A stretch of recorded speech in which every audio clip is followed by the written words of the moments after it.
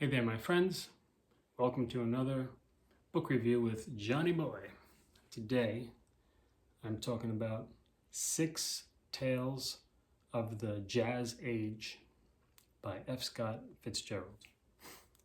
And it's actually Six Tales of the Jazz Age and Other Stories by F. Scott Fitzgerald, the quite legendary, popular American author. I had done a book review on a biography of his, maybe March, I don't know, sometime the first half of 2025, which made me want to read his material more because I'd only read The Great Gatsby up until that point, but was kind of curious about him as a historical figure. So anyway, I dug in, and also I love history, and I love how it connects to music and America and New York, if possible, or Brooklyn. So he doesn't write so much about New York, but he did definitely write about life in the early 20th century. So the copyrights are from 1920 through 1925. And then his daughter Frances did the introduction, copyright 1960. So this altogether, this has 9 stories, so 6 Tales of the Jazz Age. I'll read you the titles: The Jelly Bean, The Camel's Back, The Curious Case of Benjamin Button, Tarquin of Cheapside, O Russet Witch, The Lees of Happiness, The Adjuster, Hot and Cold Blood, and Gretchen's 40 Winks. I guess the first 6 are the jazz ones. So first off, I do recommend it for anyone who likes short stories, especially if you like slightly old-fashioned writing, which is funny to say because we kind of think of him as more of a modern author in like the grand scheme, because he represented a new style, him and Ernest Hemingway and a few of the other writers at that time in the 1920s when he emerged. But of course now it seems a little old-fashioned, and it's got that, pretty tight font set. I remember reading novels in high school, and they look kind of like that, and it's a little bit intimidating, if that's not something you're used to. But with F. Scott Fitzgerald, especially since it's short stories, none of them are that long. They're all similar length. Like, I divided up the pages, and here's that's the length of one story. I don't know, so 17 to 34. So less than 20 pages, I guess. But it's pretty common length. So it's not hard to read through, but it takes a little time.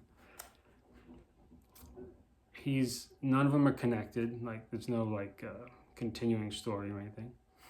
But he's a great writer. I didn't understand that when I read The Great Gatsby as a teenager. I was like, this is a great book. It's okay. It's a story, but whatever. But years later, I would watch the movie and cry because I thought Great Gatsby, when I was young, I thought Gatsby was supposed to be great, but it's tongue in cheek. It's kind of an ironic title. I didn't get that somehow, but later on I did. And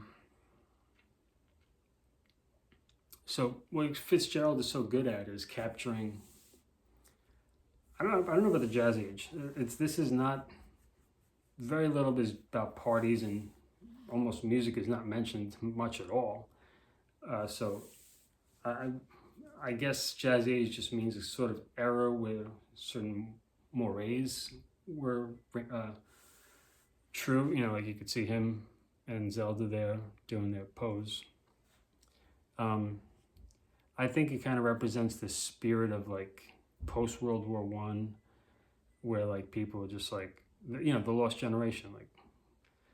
Let's just be happy, but always kind of concerned with looking good or making it in society, especially for the male, and the woman doing her job at home, but feeling a little jealous of the male because the male is consumed by work or something like that.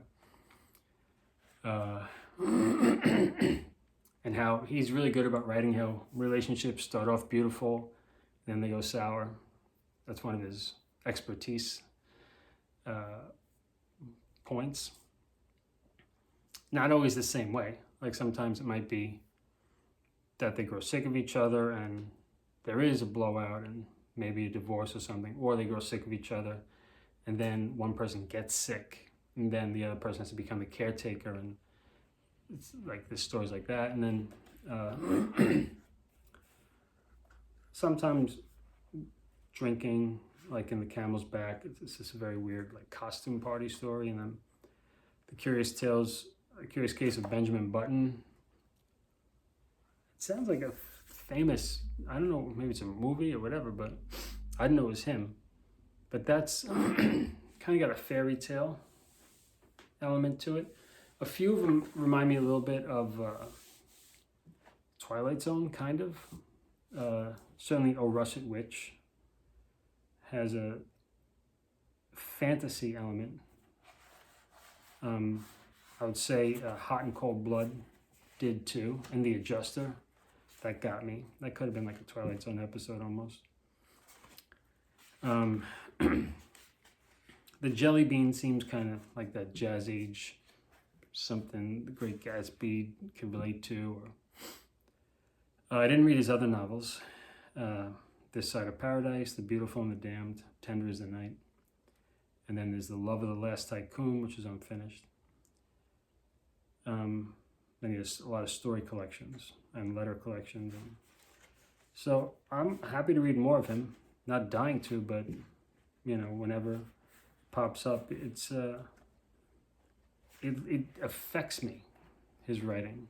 Sometimes I read writers, I'm like, what the heck am I doing? What's going on here? Why am I reading this? But with Fitzgerald, it's not like that. It's like you want to continue. And he doesn't make it too hard for you because they're short stories. So it's nice that, like, okay, I read the first, and sometimes he divides it into 4, 5, 6 sections. So you read a section and you're like, I'll let it sit, come back a day or two later and read a little more. They're all like kind of real life-ish. Tarquin of Cheapside it's kind of like him, maybe not. That's more like Robinson Crusoe or like Treasure Island or something. I don't know what the heck it is. It didn't make sense to me. He was attempting to do something out of the box. Gretchen's 40 Winks, more like Twilight Zone stuff. So there's variety, but it all takes place in kind of real life. Even Benjamin Button, it's supposed to be real life, although it is a very fantastical story. Yeah, it's a good read. It helps me to understand why he's such a celebrated author and why writing a story, his daughter Frances explains how many stories per year he would write on average, and wasn't that many. I don't know, between 6 or 9 or something like that. But I mean, a short story, not a novel. So I would think short story might not take that long, but what do I know? I'm not a fiction writer, But yeah, a lot of these are good. I guess he has a lot that are not as good, but he creates characters that you pretty quickly can relate to, and then he won't have too many characters to make you lose track of the story, And it doesn't feel remarkably dated. It doesn't feel like, oh, this is the 1920s or 10s or something, and it's so different from now. It doesn't feel that different. People's, impatience or their jealousies or their boredom, their desires. You know, a lot of it's relatable, and you know, how people feel about their life position. You know, have they succeeded enough? That type of thing. Sometimes I laughed out loud, and he's not a comedy writer, but he'll just explain, like, you know, that feeling of when someone, you know, has disappointed themselves for 30 years, like their face sagged in that way, and it's like, wow, he found words to express something that most people never think about. That wasn't a specific example, but something like he'd explain someone's character trait in a way that you laugh, because it's a little bit critical, you know, it's a little bit judgmental, but you know what he's talking about, you know. Pretty cool. Anyway, F. Scott Fitzgerald, thank you for your writing, for your legacy.